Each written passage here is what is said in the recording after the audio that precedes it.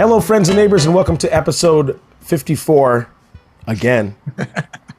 This is the right one, though. Yeah, due to an administration error, but we won't get into that. Friends and neighbors, don't forget to smash that subscribe button. It really helps grow the channel. Also, like and comment. You know, shout out to Big Wildcat for the past 3 weeks. They've been adding their CFL power rankings, so shout out to them. Benny, where can they find us on the social media? Yeah, you can find us, Ray Benny Sports. We're on Twitter, Facebook, Instagram, YouTube, of course, and TikTok. Good old TikTok. And also Big Wildcat, they're giving their takes on their power rankings. It's crazy. It's crazy. They dropped BC hard after that injury, so we'll see. 2 to 6. See. 2 to 6. No, we'll cover BC in a second, but let's go with the CFL matchups in week 12, starting with the Thursday night matchup, a good one at IG Field. Never, Canadians behind me, IG Field behind you. Calgary visiting Winnipeg. This game kind of makes me nervous. Who you got? I'll tell you why it makes me nervous. I agree with the nervousness. I do have Winnipeg winning this game. Yeah. But the unknown of Jake Mayer, who is starting over Bo Levi, worries me a little bit. Just because, I mean, there is tape on him, but there's not enough, and it was announced pretty late. I know the Bombers are probably preparing for both anyways, and they know Mayer from, past years or whatever, so it'll be interesting. But that's the part that worries me, just that unknown. He is an unknown, and at the same time, he brings an element of experience. Yeah. Yes. Like, he beat the Bombers last year. I know, whatever, their top team wasn't out there, but he came in and he came back in that game, I believe, and won the game. And in the offseason, we talked about, hey, this guy might be the man. They might not re-sign Bo Levi, and then they ended up doing it in the hook. So we'll see. Yeah, and speaking of that, Bo Levi's in his final year of his contract, so unless Mayer completely craps the bed, in the next few weeks or even in this game, that's probably the end of Bo Levi in Calgary, right? So I expect another close game, even though the backup quarterback from Calgary is starting. I expect a better Bomber team that we've seen over the last few weeks that they played, against Montreal and all that stuff. I want to see that same team that's played Calgary or BC. Claros has played really well against Calgary so far this year. 585 yards, 6 touchdowns, no interceptions. But the biggest thing for me has got to be that O-line. That O-line needs to be way better than what it was against Montreal. Protect Claros, give him time, and let him find his receivers. Yeah, as we know. Pierce, go ahead. Buck Pierce needs to figure out how to stop a blitz. That's ridiculous. Because if he can't pick up that extra man, I don't see why not. 5 on the line, 4 receivers. You have to leave a man in there to help blocking. So they got to figure that out. That can't happen again. If he gets sacked 5 times, Calgary can win this game. Yeah, for sure. And like you say, the tackles for us too, Bryant and Hardrick, they need to be way better, especially Bryant, than they were against Montreal. Yeah. And then you got to get that run game, continue to keep going. Olivier has had the last 2 games have been pretty good that they've played. He's sitting second right now in rushing yards. Pretty solid. He's behind Morrow, who's out probably for the year anyways. So they got to keep him going. And the D has to get after Meyer. Absolutely. Calgary's O-line has actually been pretty good. 8 sacks only. Yeah. And QBs have only thrown 7 picks altogether too. So those are both league lows, and the Bombers have to change that. The D has to get after him. And they've played the Calgary offense pretty well, keeping them mostly out of the end zone. Correct me if I'm wrong. Is Kadeem Carey coming back? Kadeem Carey is back. Ugh, I don't like that. That's another factor that the Bombers have to worry about. That guy is probably the best back in the league. If he's healthy, we've mentioned this before, he's the best back in the league. For sure, yeah. That could be trouble. And we know he can gain yards on Winnipeg. He's had his 2 best games of the year pretty much against Winnipeg, and Winnipeg has not been able to stop him in either of those, and they couldn't, he punched in 2 touchdowns close to the goal line in the last game. So, and Malik Henry is also back for Calgary. So the Bombers D is going to have their hands full. Yeah. So Calgary, though, is coming off a short week.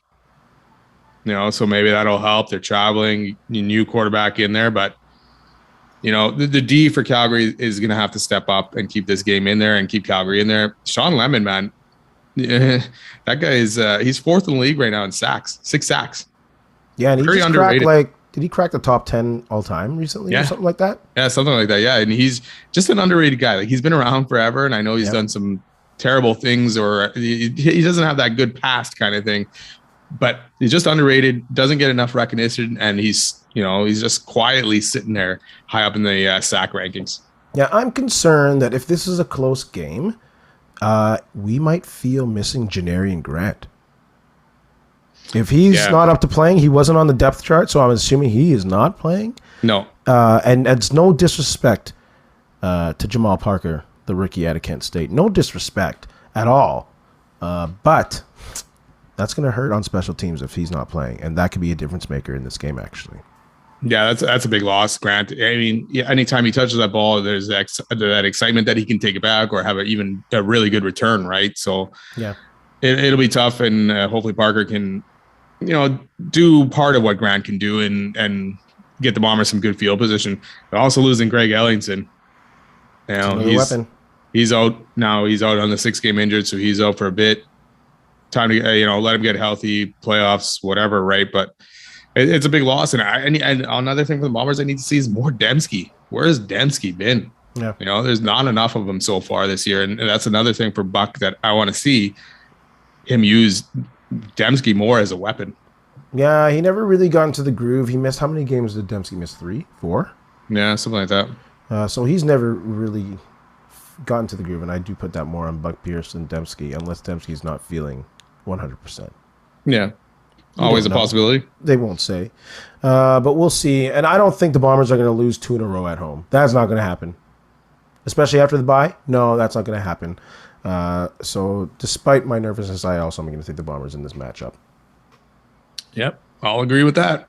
And congrats to Mr. Hennessy for winning the Bomber tickets for tomorrow night's matchup. Yeah, for sure. It should be a good one for him, entering our Twitter, Facebook contest. So, yeah, congrats to him. Let's move to Hamilton, Toronto. I'm going with Hamilton on this one.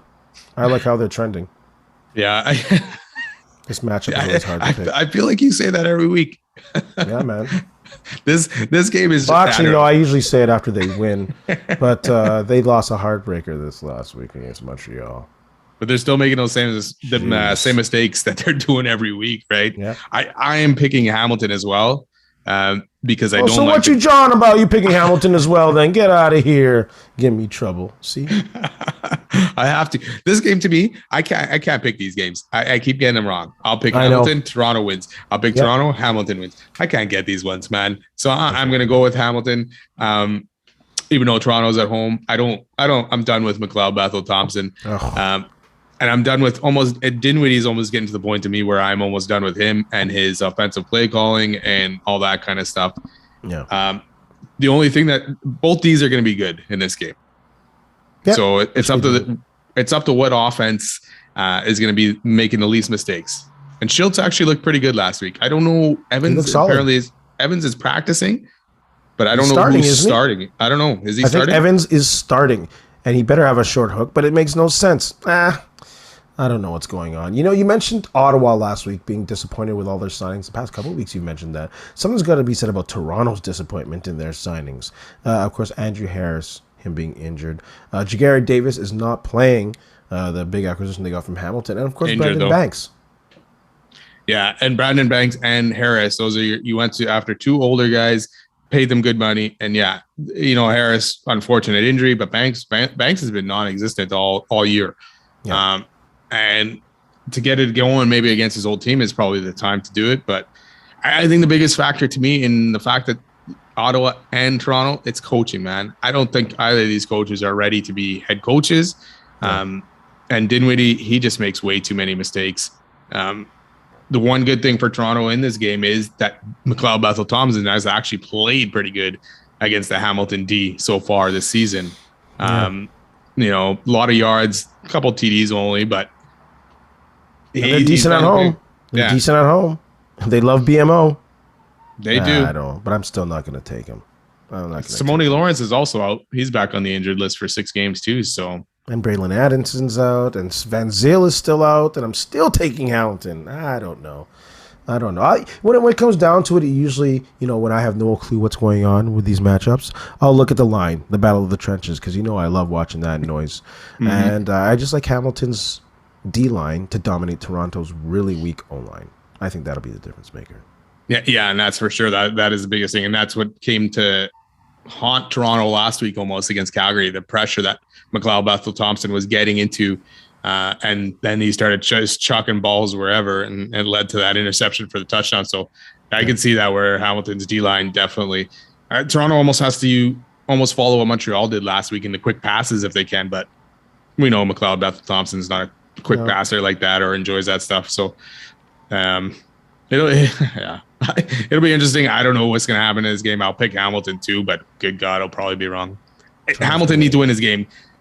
A loss, you're now 2 games back of Toronto, and especially Montreal's on a bye this week, right? So they can't lose. They really can't lose, Hamilton. Yeah, we look at these guys who are injured. We mentioned them already, all across the league. Ellingson, is it just me, or are injuries more of an issue this year than last year when we expected after the year off, people would be getting injured, But it seems like this year the injury bug has been really affecting teams early. Yeah, it seems more prevalent, and then it's more named guys, guys that have been around for a while, or stars that seem to be going down. Like Lawrence hasn't been, besides his thing with Brian Boulder earlier in the season, he hasn't been healthy for most of the season, and maybe it's just starting to get to the age with some of these guys, right? Lawrence, Van Zyl, Ellingson, all these guys are getting older. Their bodies have taken a lot of hits over the years, so. Harris. It's tougher to get through, though. Harris, yeah, exactly. It's tougher to get through the season. Look at the quarterbacks that have dropped and been injured. Fajardo's still hurt. Rourke out, Yeah. It's been a tough year for injuries for sure. Mazzoli, obviously, but Mazzoli was... Oh, yeah. That was the end of Ottawa. Let's move on to this Rough Rider at Lions matchup. We talk about Rourke missing. Huge blow to the CFL. I don't care what people say. He was box office in regards to CFL, which is not really box office. It's rare that it's rare that fans go out to see specific players like they do in the NBA or NFL. But he was getting people excited around the nation, so too bad that he's gone. But I still think BC's going to win. I'm agreeing with you again on that one. I still think BC's going to win. Saskatchewan, they're about to load. They don't have a quarterback that they can even start. They're going back to Fajardo for this one, even though they pulled him pretty early last game. Before halftime. Yeah, before halftime, exactly. You didn't even go into halftime to see if you can make some adjustments and let him have a drive after that. You were like, no, we got 2 minutes left in the half. Let's yank him. But now we're going back to him. So just horrible. You got no Jamal Morrow, no Duke Williams, Shaq Evans, Kyron Moore might be back. Yeah, but that offense is so disjointed right now. The only thing that could help Saskatchewan is if their D can actually pressure Michael O'Connor, who's starting in place of Rourke, and make him make mistakes. The D is going to have to win this game for Saskatchewan. I think they'll just lean on Butler's playing this week, right? Yeah. Yeah, just lean on him a little more. Hit him with screens. Let him run the ball in the gut because he's such a good power runner as well. Just spread that Saskatchewan offense a little so they're not pressuring O'Connor much, and you're fine. O'Connor's, he's not Rourke, without a doubt, but in the limited action we've seen him, he's capable. Yeah, and you still got those amazing receivers, in Absolutely. BC. So it's not like those guys are gone. So they just need to get open, and O'Connor just needs to find those spots. Rourke was quick. Rourke was quick at making his decisions, throwing the ball and putting in places. O'Connor's got to be that. Saskatchewan D has a pretty good pass rush. Yeah. So we talked about it earlier in the year, and we thought BC wouldn't be very good because of their O-line, right? We'll see if that was because of, and they've actually seemed to be pretty good, but we'll see if that's because of Rourke was pretty quick at getting the ball out, or if the O-line is actually good, because they're going to need to be really good against this D to keep O'Connor upright. But BC's D is still pretty good. Oh, they figured out Saskatchewan. I can't see Saskatchewan. I can't see Saskatchewan scoring enough in this game to do it. They've scored 27 points in their first 2 meetings. Yeah, 27 points in 2 games in a CFL. No, they're in trouble. This. I mentioned Jason Moss. This offense has not evolved since they played BC. It's like Saskatchewan. And then this Marino guy again, man. This guy's getting fined. Saskatchewan's just a joke right now. It's almost a garbage fire. Ottawa's a garbage fire. They're like a little fire in some kids set in the back lane. There was another guy. I forgot to write it down the name, who just got suspended by Saskatchewan for violating the code of conduct, the Saskatchewan code of conduct as well. Off-field issues. Yeah, so it is a tire fire. But a loss here for Saskatchewan opens the door for the next game, which the Elks have a chance to move closer to Saskatchewan if they could get a win. So let's talk about the Elks and their probable win this week against the basement-dwelling Ottawa Red Blacks and your boy Paul LaPolice. Man, what can I say? I can only see the Elks winning this. There's no situation, unless all the Elks get COVID, that Ottawa wins. This is like the Hamilton-Toronto one to me. It's just like I can't pick these games right. We went with Ottawa last week, right? And they imploded and lost. We're both looking like we're going with the Elks this week. Yes. To finally win at home in a game here. So I feel like Ottawa's going to end up winning just because we've picked this. But Arbuckle's starting. So I don't know if that's going to help Ottawa offense or if Lapo's going to be able to even scheme a good enough offensive game. They came out of the bye to play that game, and they stunk. How are they going to be better this week? Is quarterback really going to make them better? In regards to Paul Lapo and his ability to scheme, we know he can scheme. We've seen him do it with a quarterback who actually takes his time in the pocket and makes the reads. So maybe Arbuckle will give them a bit of life at the beginning of the game, but not enough to win. No, not enough to win. No. We've seen him scheme, though, as when he's just an OC. It seems like he has trouble being the OC plus the coach and doing that all at the same time, right? Yeah, but the offense is the number one issue. Yeah, and he struggled, like and he's supposed really to be the bad. genius. Yeah, no. Its offense is the issue right now. So, like, maybe Arbuckle, with a bit of pocket presence, will show some life. He probably will show some life, but not enough to win. Yeah, and he's got to limit the mistakes. He's got no William Powell again this week. Yeah. The rushing game was 9 carries for 17 yards last week as a group. How embarrassing is that? So that's the thing. When Lapo was here, the offense was humming. Lapo's a genius kind of thing. Yeah. But where's that been? And I get it. It's rotating in at quarterback. And Ottawa went out and made a lot of moves, a lot of hype. And everyone is expecting them to have a pretty good season, make the playoffs at least. And who knows from there? No quarterback. No, but no quarterback. Edmonton's, they got no Miney Arsenault's out. They got no running back. They got no running game, really, with Wilder out for the season now. Is Cornelius going to be good enough? We'll see. But I think, for Elks fans, I hope they finally get that victory at home just because it's been a long time coming and it's been a long time since they've seen a victory. And I don't see Lapo surviving.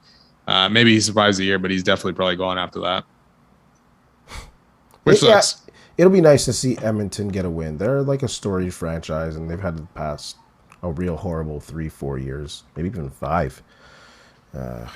It's too bad it's Chris Jones. I'd rather see Lapo beat Chris Jones, but it's not going to happen this week, man. It's not going to happen this week. No, is Ottawa going to win another game? Well, they play some games against the East, right? Like, I don't even... Oh, my goodness. Like... Could you... they got to be able to win maybe one more. Against who, though? Who can you see them beating? Hamilton?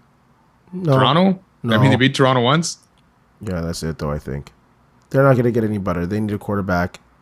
And Paul LaPolice is not going to be there when they get a quarterback. Like, I'm pretty convinced that this team would be much different if they had...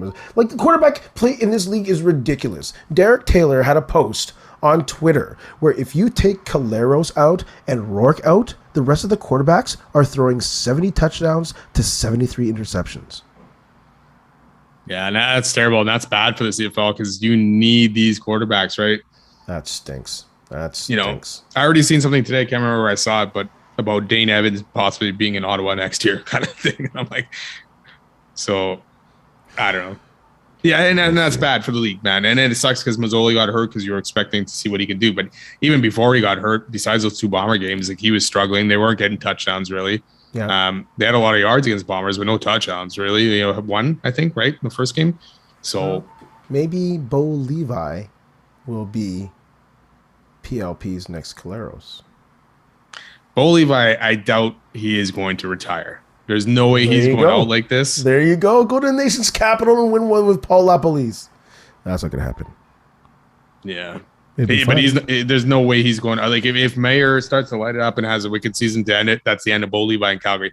That's not the end of Bo Levi in the CFL. I can't see him going out like that. And I can't see no teams not offering him a contract to come play. No. Yeah, and if he's still willing to pay, for sure. Edmonton probably would offer him one too. Oh, yeah. Oh, that would be so sweet, actually. Hey, Ricky Ray had a second life. Yeah. Ricky Ray had a second life. So did Caleros. Yeah. So you never know. I love CFL action.